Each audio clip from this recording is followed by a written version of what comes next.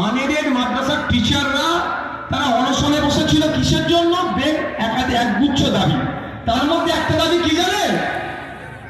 Unaided মাদ্রাসায় যে বাচ্চারা পড়াশোনা করে তারা মিড ডে মিল পায় না, মিড ডে মিল তাদের দিতে হবে।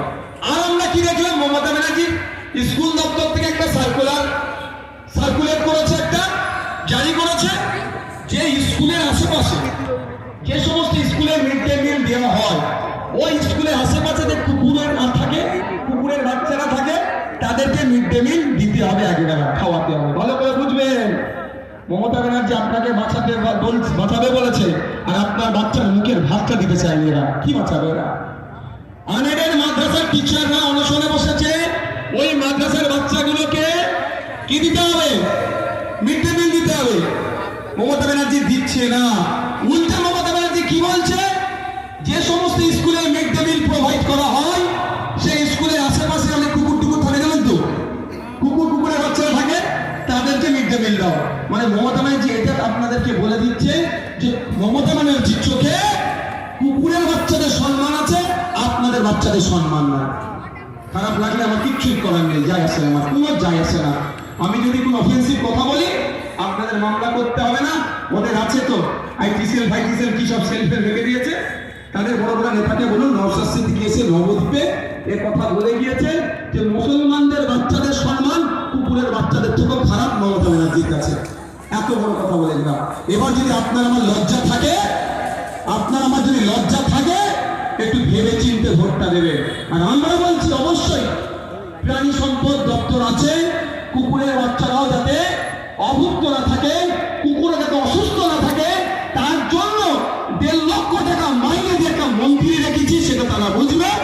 আর গরিব মুসলমান হিন্দু যেই হোক না কেন, তারা বাচ্চারা যাতে সঠিক মিড ডে মিল পায় তার ব্যবস্থা লাবণীরা করবে, সামনে দাঁড়া করবে। এবার আপনারা তার হাতটা শক্ত। মমতা ব্যানার্জির চোখে কুকুরের বাচ্চাদের সম্মান আছে, আপনাদের বাচ্চাদের সম্মান নেই। এদিন নবদ্বীপ বিধানসভা সিপিআইএম প্রার্থী স্বর্ণেন্দু সিংহর সমর্থনে নবদ্বীপ ব্লকের তিওরখালীতে এসে এমনই বিস্ফোরক মন্তব্য করলেন আইএসএফ নেতা তথা ভাঙড় বিধানসভার প্রাক্তন সাংসদ ও বর্তমান আইএসএফ প্রার্থী নওশাদ সিদ্দিকী। এদিন আনুমানিক সন্ধ্যা 7:30 নাগাদ তিওরখালীতে এসে পৌঁছন নওশাদ সিদ্দিকী।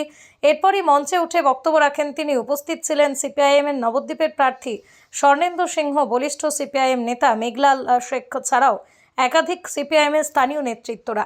নওশাদ সিদ্দিকীকে একবার দেখার জন্য এদিন মঞ্চের সামনে উপচে পড়ে ভিড়, তৈরি হয় সাময়িক বিশৃঙ্খলাও। এছাড়াও তিওরখালী মসজিদ থেকে প্রায় আমঘাটা স্টেশনের আগে পর্যন্ত নবদ্বীপ ঘাট কৃষ্ণনগর রাজ্য সড়ক প্রায় 3 ঘন্টার জন্য অবরুদ্ধ হয়ে পড়ে। লোকের জনসমুদ্র সামাল দিতে প্রশাসনও হয় ব্যর্থ। এদিন আটকে পড়ে একাধিক টোটো, অটো, এমনকি রুটের বাস পর্যন্ত।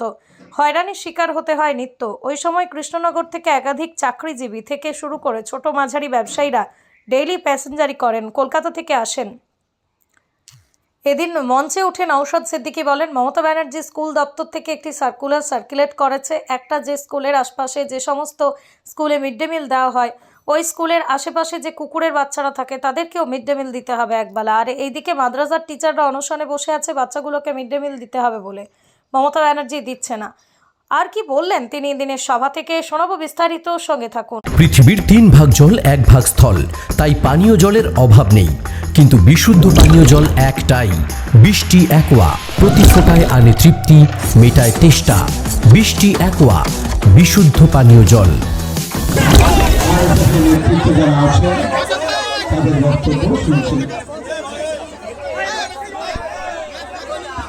উপস্থিতি এটা প্রমাণ করে দিচ্ছে যে এবার সরকার পরিবর্তন হবে। এই দুর্নীতিগ্রস্ত তোলাবাজ কাঠমানিখোর সরকার দিয়ে আর বাংলা চলে না। তার একটা প্রশ্ন থেকে যায়, সরকার পরিবর্তন করে তাদের সরকার আনবে। নিশ্চিতভাবে উত্তরপ্রদেশ, রাজস্থান, গুজরাট যারা পরিচালনা করছে তাদের সরকারকে আনা যায় না। কারণ তথ্য দেখুন, মহিলাদের উপর অত্যাচার, অনাচার, আক্রমণে সব থেকে যে রাজ্যগুলো এগিয়ে আছে, তো টপ 3-র মধ্যে যে রাজ্যগুলো আছে তার মধ্যে একটা রাজ্যের নাম হচ্ছে, 3টে রাজ্য হচ্ছে বিজেপি পরিচালিত। সুতরাং তৃণমূল সরকারের হাত থেকে যেমন আমরা পরিত্রাণ পেতে চাই, লাবণীরা বলছেন আপনারা এদেরকে জিতিয়ে বিধানসভার মধ্যে পাঠান, 148-এর ম্যাজিক ফিগারে পৌঁছান। আপনাদের কথা দিয়ে যাচ্ছি আমরা, ওই মমতা ব্যানার্জির মতো ডবল ডবল চাকরির গল্প আমি শোনাবো না। আমরা পরিবার প্রতি একজন করে স্থায়ী কাজের ব্যবস্থা আমরা করে দেব। আপনারা দেখুন, একদিকে জোড়া ফুল বলছে রাত 8টার পরে মেয়েরা বাইরে বেরোতে পারবে না, সে তার কাজের জায়গায় যেতে পারবে না, বাঁচতে পারবে না।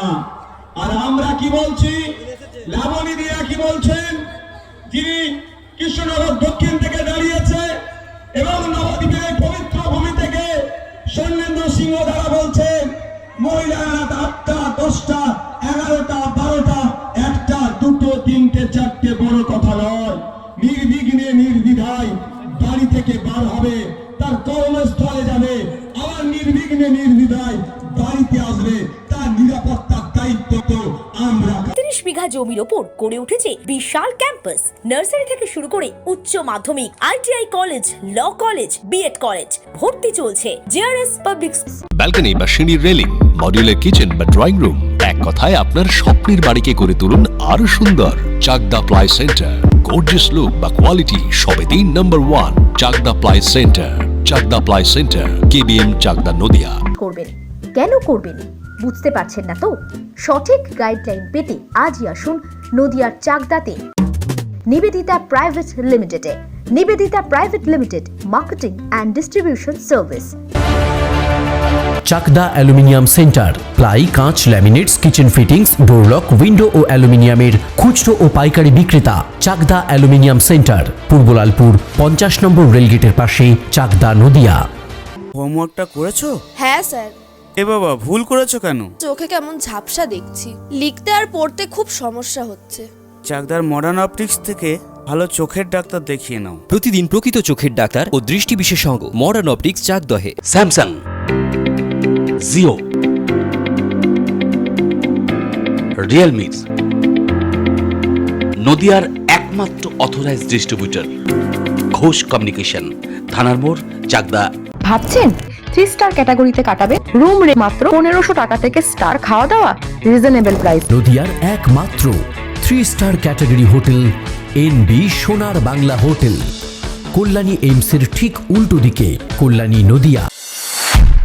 নদিয়া জেলার সবথেকে বড় বিল্ডার্স চাকদার মা মনসা বিল্ডার্স, রড ও সিমেন্টের পাইকারি ও খুচরো বিক্রেতা। মা মনসা বিল্ডার্স, পদ্মবিলা, চাকদা নদিয়া। রড কেনাকাটায় থাকছে ডিসকাউন্ট অফার। মা মনসা বিল্ডার্স।